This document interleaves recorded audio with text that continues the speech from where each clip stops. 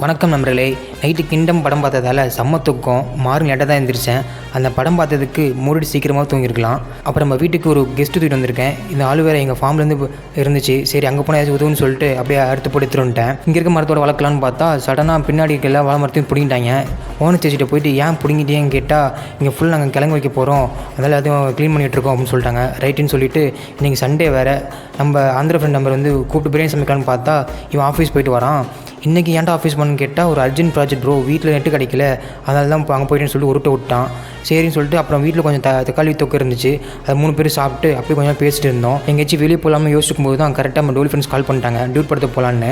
Night பார்த்த படம் தான் நல்லா இல்லை, இந்த படமாச்சும் நல்லா இருக்குன்னு பார்த்தா படுங்க கேவலம். என்னோடய பர்சனல் ஒப்பீனியன் எனக்கு பிடிக்கவே இல்லை.